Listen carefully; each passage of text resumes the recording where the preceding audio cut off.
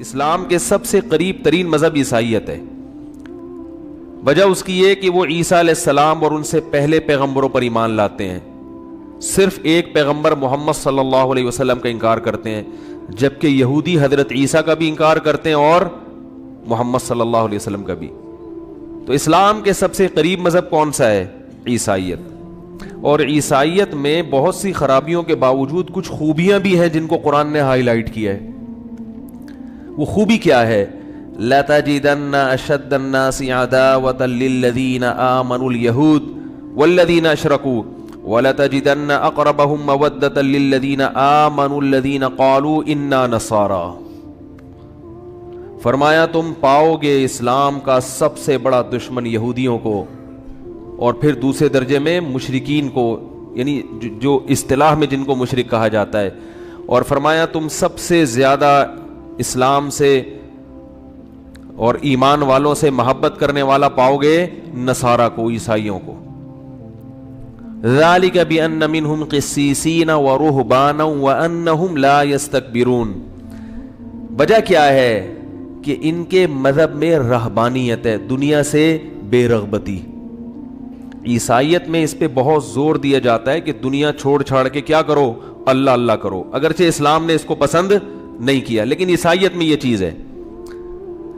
تو اس کے کچھ نیگیٹو اثرات بھی ہوتے ہیں کہ جب آپ دنیا چھوڑ دو گے تو معاشرے میں سروائیو نہیں کر سکو گے, آپ کی نسل نہیں بڑھے گی, اور بہت سارے نقصانات ہیں. جس دنیا میں کی لگام اللہ آپ کے ہاتھ میں دینا چاہتا ہے آپ اسی کو چھوڑ دو گے.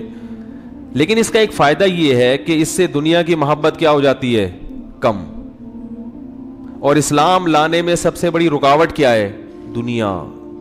سب سے بڑی رکاوٹ کیا ہے؟ دنیا.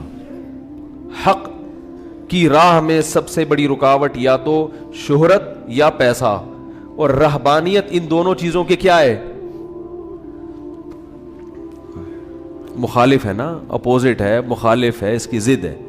رہبانیت کہتے ہیں آپ کو نہ شہرت کا شوق ہو نہ پیسے کا شوق ہو. کیا خیال ہے بھائی؟ عیسائیوں میں راہب ہوتے تھے نا, جنگلوں میں نکلتے تھے, بس بیٹھ کے اللہ اللہ کرتے تھے, دنیا چھوڑ دی انہوں نے. تو راہب بھی آج کل مارکیٹ میں 2 نمبر بہت آ رہے ہیں. ایک آدمی نے کسی سے پوچھا کہ تمہاری قوم میں کوئی بزرگ نہیں ہے؟ انہوں نے کہا ہماری قوم میں ایک بزرگ ہے, وہ جنگل میں جا کے اللہ اللہ کرتا ہے, بس اتنا بڑا بزرگ ہے کہ وہ ساری دنیا چھوڑ دی اس نے.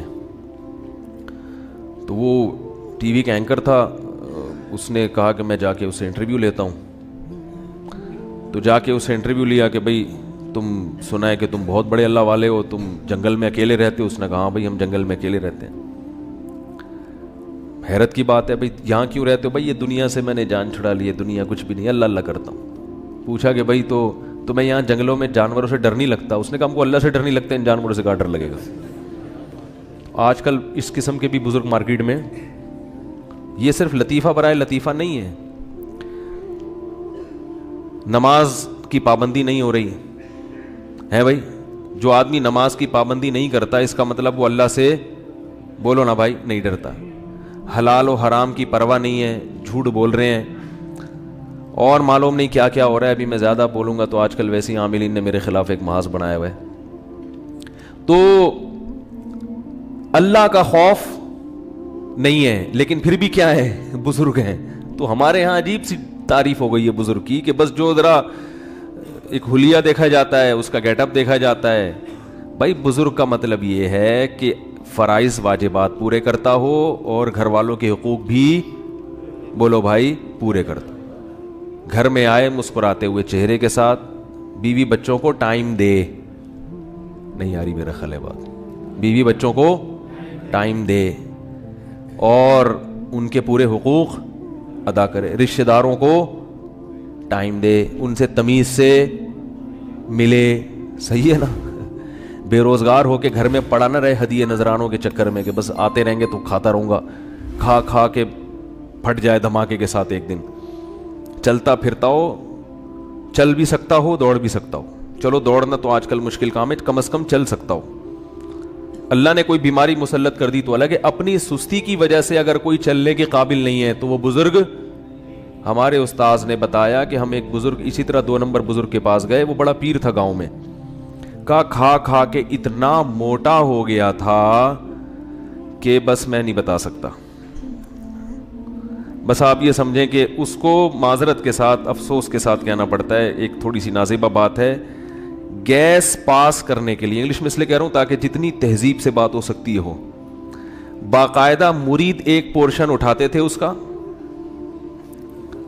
ٹھیک ہے نا, اس پھر گیس خارج ہوتی تھی. اتنا وزن بڑھ چکا تھا, ایک تو وزن بیماری سے بڑھتا ہے, کچھ نیچرل قدرت کی طرف سے وزن زیادہ ہوتا ہے. بڑے بڑے بزرگ ایسے ہیں جن کا وزن بہت زیادہ تھا, حالانکہ وہ زیادہ کھاتے نہیں تھے. میں اس وزن کی بات کر رہا ہوں جو سستی اور حرام خوری کی وجہ سے بڑھ گیا ہو. ایسا وزن بڑھنا اسلام میں پسندیدہ نہیں ہے. تو اس کو بھی لوگ کیا سمجھتے ہیں, بزرگ کے ہل ہی نہیں سکتے, اتنے نیک ہیں کہ یہ, اور جو پھرتی سے چل رہا ہے, ادھر جا رہا ادھر جا رہا, اس کو لگا یہ کیا ہے, یہ کوئی بزرگ ہے. تو پتہ نہیں کیا دماغ میں تصور بٹھا لیا دینداری کا. اللہ کے بندو, صحابہ کی زندگی دیکھو کیسے چست تھے. ابھی ہم دوبارہ ایک ڈیجیٹل خانقاہ کروانے والے ہیں, سردیوں میں آپ کو سمندر میں انشاءاللہ لے کے جائیں گے اور بھگائیں گے. جس نے میرے پاس آ کے بزرگ بننا ہے اس کو صبح 4 بجے اٹھ کے جاگنگ, بولو اگر وہ جوان ہے تو صبح 4 بجے اس کے باپ کو بھی معذرت کے ساتھ جاگنگ کرنی پڑے گی. میں نے ایک دفعہ خانقاہ جامعۃ الرشید میں کروائی ہے, میں کوئی نیک آدمی نہیں ہوں, اتنا اللہ نے ستاری کا معاملہ کیا ہوا ہے. تو اس میں ہم نے 3 دن کی خانقاہ چلائی تھی, اور میری نیت اپنی اصلاح بھی ہوتی ہے, یہ ذہن میں. میں نے پہلے ان تمام اپنے مریدوں کو جو تھے ان کو بتا دیا کہ یہ پیر اور مرید سب اس میں برابر ہیں. پیر کا درجہ ویسے تو زیادہ ہوتا ہے نا. میں نے کہا یہ اس خانقاہ کی, اس کو آپ بدعت کہہ لیں یا کچھ بھی کہہ لیں, نئی خانقاہ کی ہم بنیاد رکھ رہے ہیں. اس میں جو پیر کا مقام ہے وہی کس کا مقام ہے, مریدین کا بھی. اب سوال میں پھر تم پیر کس بات کے, بھائی ہم ذمہ دار ہیں, امیر ہیں. بھائی جب بھی ایک جماعت ہوتی ہے تو ایک امیر ہوتا ہے نا, تو ہم اس لحاظ سے اپنے آپ کو پیر کہہ, کیونکہ پیر نہیں کہوں گا تو پھر مانیں گے نہیں لوگ. امیر کی نہیں مانتے, پیر کی مان لیتے ہیں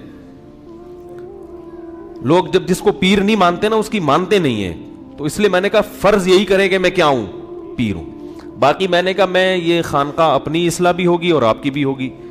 اب وہ سمجھ گئے کہ اب اصلاح میں اب ہمیں یہ مراقبہ ہوگا, پھر محاسبہ ہوگا. میں نے کہا کسی نے مراقبہ محاسبہ کیا مجھ سے پوچھے بغیر اچھا نہیں ہوگا, ٹھیک ہے نا. یہ ہوگا کہ آپ نے صبح 4 بجے اٹھنا ہے, اور جامعہ کے قریب ایک گراؤنڈ ہے, بہت بڑا گراؤنڈ ہے, اس میں طلبہ فٹ بال کھیلتے ہیں.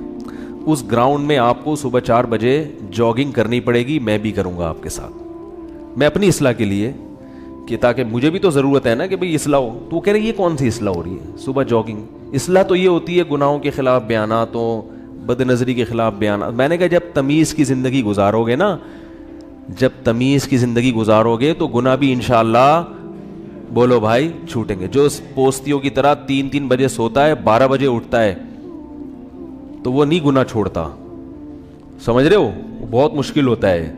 تمیز کی زندگی ہوگی تو خود بخود انشاءاللہ گناہوں سے اللہ بچنے کی توفیق. یہ یاد رکھیں جب انسان کی صحت اچھی نہیں ہوتی نا, ڈپریشن میں جاتا ہے. پھر ڈپریشن سے بچنے کے لیے گٹکا بھی کھائے گا, چرس بھی پیے گا, اور فلمیں بھی دیکھے گا, الٹی سیدھی بیہودہ چیزیں بھی دیکھے گا, اور بدتمیزی بھی کرے گا, بد اخلاقی سے بھی رہے گا.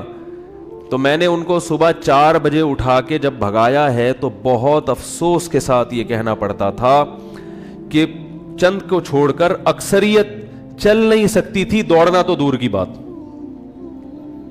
پھر ہم نے ان کو بھگایا, ہم نے کہا تھوڑا سا اسپیڈ مارو.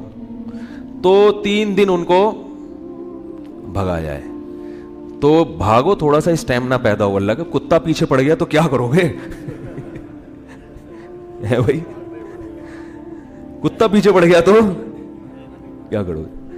بچپن میں بس جو گھنٹی بجا کے بھاگنے میں ماہر نا, وہ تو اس کو تو آتا ہے بھاگنا, باقیوں کو بھاگنا ہی نہیں آتا.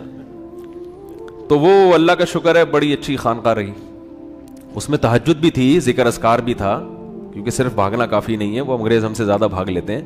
لیکن ان چیزوں کے ساتھ ہونا چاہیے. یہ جو ایک سسٹم ہمارے ہاں بن گیا ہے کہ بس پڑھ جاؤ, دیندار معذرت کے ساتھ مجھ سمیت میں بھی نالائق ہوں, جتنا دیندار ہوگا معاشرے میں اتنا سست مشہور ہوگا, اتنا سست مشہور ہوگا. آج کل ایسا کچھ سیٹ اپ چل رہا ہے, ہلتے ہی نہیں ہیں.